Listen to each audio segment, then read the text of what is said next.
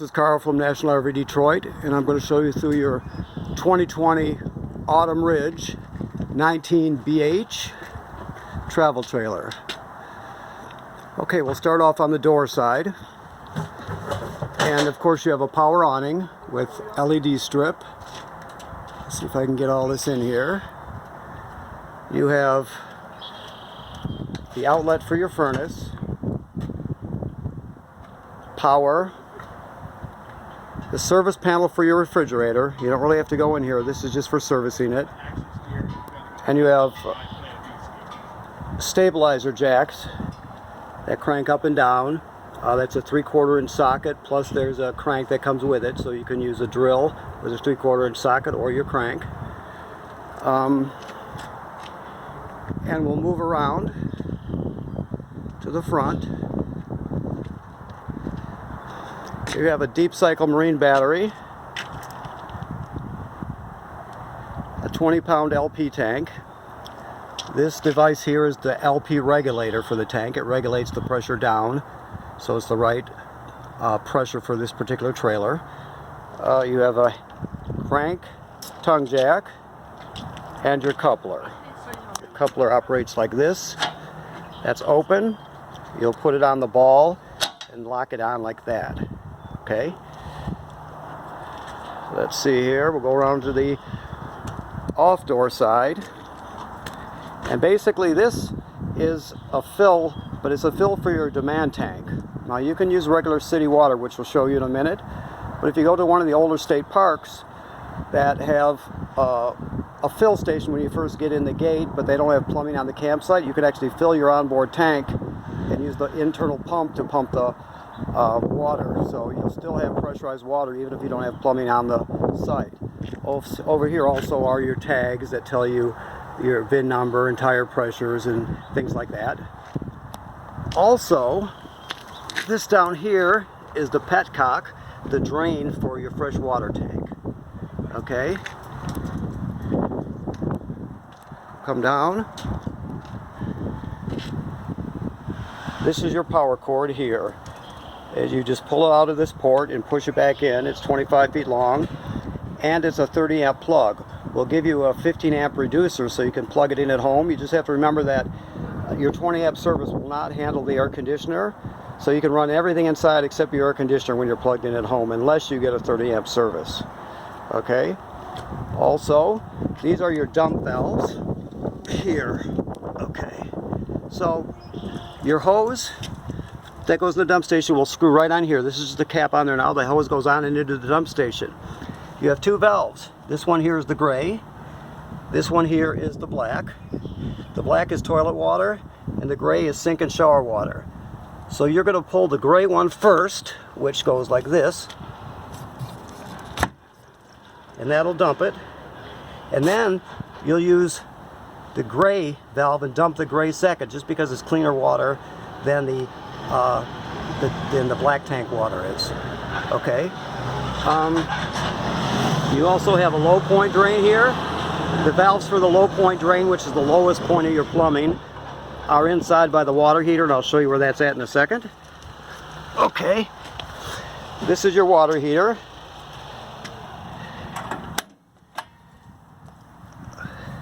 Right now, the drain plug is out because there's no water in there. This is the plug here. It just goes in that hole. This runs on gas. The switches are on the inside of the trailer. Remember, don't ever take this plug out unless you let the pressure out right here, because if you don't, you'll get soaked when the water comes squirting out after you pull the plug. So you always want to make sure that you let the pressure out first. Now when you're winterizing this trailer, you can't get antifreeze into the water heater. If you do, it leaves a really foul taste that doesn't go away. So they give you a way to bypass that on the inside. So when you do pump the antifreeze in, you can bypass the water heater. I'll show you that in just a minute when we get inside. Okay, your sewer hose goes in there. You just pull that black cap off the bumper and slide it in there. You have cable and satellite through, actually just cable through, although you can use it for either one. And this is your city water hookup. Now I mentioned that you can carry potable water and use it that way. The normal way is just regular city water. It's got a garden hose type fitting on it. You'll just screw it on there and turn it on, and you pressurize your whole trailer and you're all set. So that's your city water hookup. Of course, a spare tire. Up here, that housing is shows that it's pre-wired for a backup camera. If you ever get a backup camera, you want to get that particular brand that fits right inside that housing. Therefore, you just plug it in and you're ready to go.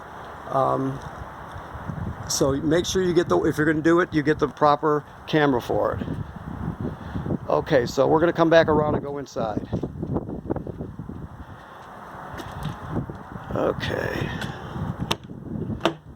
All right. So we'll start right here. This is your control panel right here.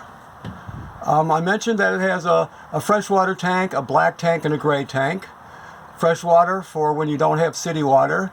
The black tank holds toilet water, and the gray is sink and shower. So to check your levels, here's your gray button here. You can see just the first one lights up. It'll light up in 1/3 increments as it fills. So right now it's just saying that it's empty. Your black tank is empty, your freshwater tank is empty, and your battery is charged. Okay. To turn on the water pump, if you're carrying onboard water, or you also use the water pump to winterize the trailer, which we can go in. I'll show you the bypass, but you'll have to educate yourself a bit to know how to winterize the whole trailer. It's easy enough to find out on YouTube, and you can talk to us, and there's plenty of ways to learn. But your water pump is right there. This is for the gas water heater to light it. You just light it like that. You don't light it unless there's water in the tank. Right now the tank's empty, so make sure that there's water in the tank when you light it. This is your radio. It has AM, FM, it has Bluetooth. You can stream off of this USB. You can also go directly into it with this HDMI. Okay. And these two lights, one is the inside light, and one is the awning light outside, like so. This switch here extends your awning. So we'll do that. I'll show you it going out here. It's all power. You always want to remember, never leave the awning out unattended, because if you do, it can get damaged very quickly as soon as the wind whips up. So unless you're at the campsite, you pretty much want to keep it in, okay? You just let it go out till you can see the roller tube. That's basically how far it goes out. I didn't put it out all the way because we've got limited space there, but as soon as you see the roller tube, you know you're all the way out. And I'm bringing it back in right now. Hopefully you can see everything I'm doing. I know the lighting isn't the best. Right there. Okay.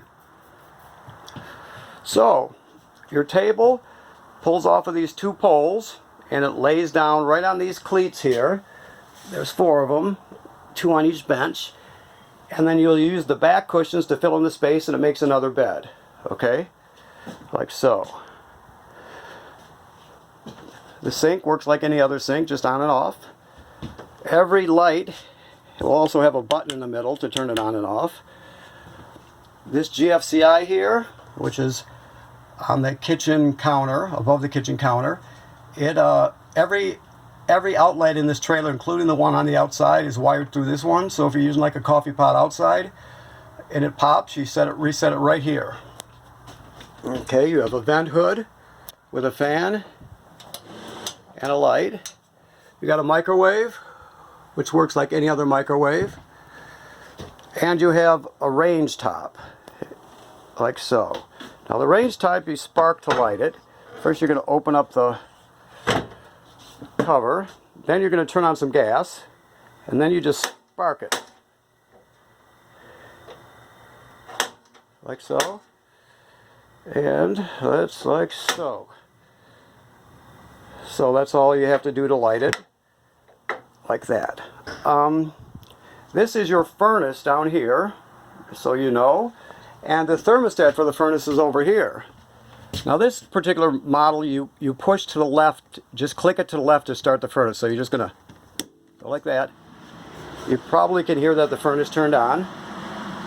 It lights automatically. You don't have to use any pilot light or anything. It makes 3 attempts to light, and it'll always light. Okay. This is your refrigerator. I have to back up here so you can see the whole thing.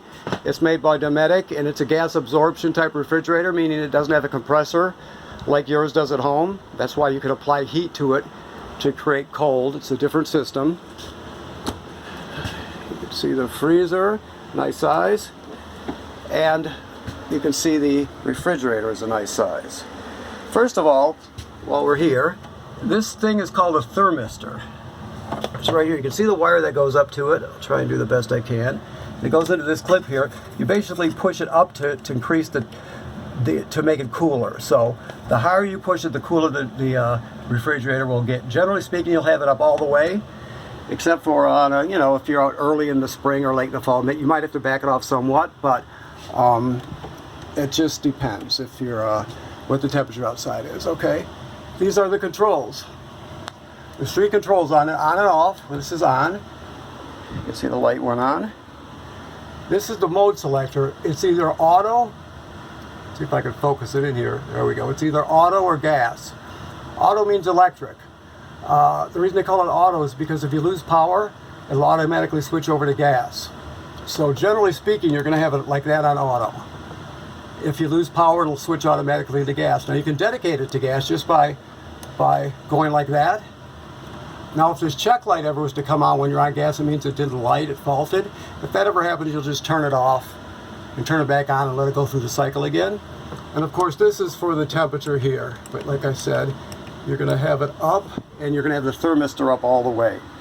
Some models do not have a control here, they have just a thermistor, so keep that in mind that you have 2 controls for this. Generally keep the thermistor up all the way and you can set the controls here. Okay, close this. Now I mentioned the water heater. You can't get antifreeze into it. So if you notice, I've got the two mattresses for the bunks up on top. I've taken the one off the bottom. There were 2 screws holding this panel in. They're right here. There's one of them right here. If you notice, it's a number 2 square-headed screw. So you need a square-headed bit for your drill or a square-headed driver for all the screws in this trailer. I took the screws out. There was one over here and one over there. And you can lift this up. Okay. This is the back of the water heater. This is the water heater tank. Okay. So, normally, cold water comes in, goes into the tank, heats up, and let me see if I can show you the red, and then comes out the red side, and you've got hot water. As I mentioned, you can't get antifreeze into the water heater, so you have to bypass it. This line is called the bypass line here. If you notice, the valves are parallel with this line here for the, let me see if I can get down there, for the hot and the cold. So because they're parallel with this line, it means that line's open. So right now if you pump antifreeze in, it will go through this bypass line instead of going into the water heater. Therefore you can pump antifreeze into the system and it won't go into the water heater. When you dewinterize it, you're going to hook up your city water. You're going to push all the antifreeze out. You go to open all the faucets, flush the toilet, turn on the shower, everything till nothing but clear water comes out. Then you'll reverse these valves. When you reverse them, it'll allow the water to fill up the water tank and heat up and come out. So this is called bypass mode right now. If you were to switch it, it would be camping mode. On the outside of the trailer, I mentioned low points. These particular valves, you just pull up on them. They're gate valves. If you pull up on them, it'll drain the lowest point of the plumbing. They're called low point drains. Okay? All right. Let me see, or else we can show you here. Okay, so the toilet is directly over the black tank. So if I step on the pedal here, you can see the pedal. It opens the trap, and that's the black tank directly below. Now this toilet has to have water in it when you use it. It can't be used dry. So when you first get to the campground, you're going to hook up your water and your electricity. Right? Then you're going to come in here and you're going to take your chemical, whatever you use. It could be a liquid, it could be a scoop of powder, it can be a pre-measured packet. Depends on which one you buy. You're going to put it right in here, and then you're going to push it down and step on it. Because you have the water hooked up, water will come swirling out of here and start to fill up the tank. You want to put a gallon or two of water in the tank to start off with, because you can't use it dry. Then every time you flush it, it'll add more water, so you don't have to worry about it. You only do that the first time. If you're going to stay on the campsite and you dumped it, and you're still going to stay there, you would come inside and repeat that procedure again. You'd put the chemical in there, and you'd put a couple gallons of water in there, okay? Now when you flush this, it'll only fill up to about right here with water. So there's a spot here, you can push this pedal before the trap opens, that'll allow it to fill. So if you just push it down a little bit, it'll fill with water. And so you can fill it as full as you want. It's up to you how much water you want in there, but you have to do that every time you use it, okay? The shower works like any other shower. There's nothing unique about it. You have a skylight that opens up and a vent. There's the button for the vent. I'll turn it on if I can reach it. Oops. This one actually has a switch on the wall. Let me do this again here. Sorry about my camera work. Okay, so you can run it with that button, or better yet, you can come over here. Let me let it focus, if I can. You can operate it right there. Okay, all right. The last thing I want, well, there's a few more things, I'm sorry. This is the air conditioner. It works similar to a window air conditioner, as in it has a temperature here. You're going to want it all the way to the blue. And then you turn it on this way. You could also operate it with just the fan, which is the fan running without the compressor, but the air conditioner you have to run it with the compressor. So you got 4 possibilities, 2 fan speeds and 2 air conditioned speeds with it.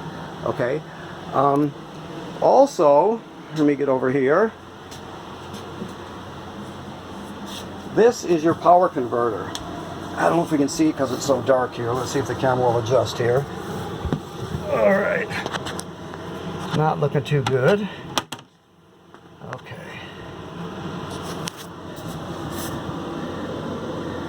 Well, I'm having a hard time getting a decent lighting here.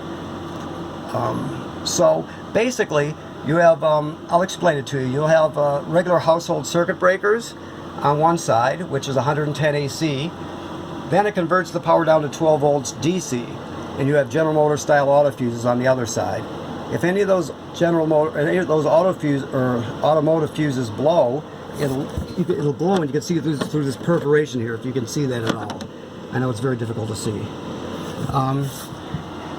Also, this is a battery tender, so it'll sense how much energy your battery needs, and as long as you're plugged in, your trailer's plugged into shore power, it will sense how much energy your battery needs, and if it's totally charged, it'll just trickle a couple amps up to the front.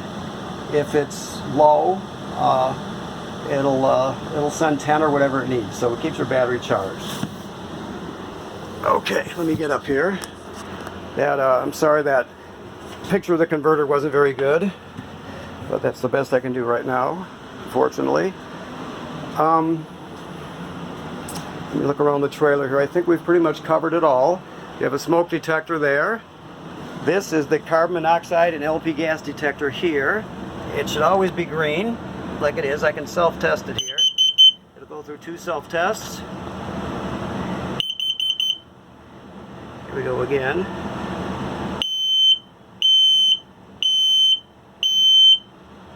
And then back to green. It should always be green. If not, you want to get it serviced. Okay. The one last thing, there's kind of a foot locker under the bed. You got a little storage under there. Okay. And you have an antenna booster for your digital antenna to hook up a TV set. That should always be red like that. You can turn it on and off, but you always want it on to get a decent signal. The shades just pull up and down. And then that just about covers it. So I'm going to let you go right now, and thank you for purchasing a trailer at National RV. And if you have any questions, you can always call us and we'll talk you through it. We'll do whatever we can to help you. Thank you.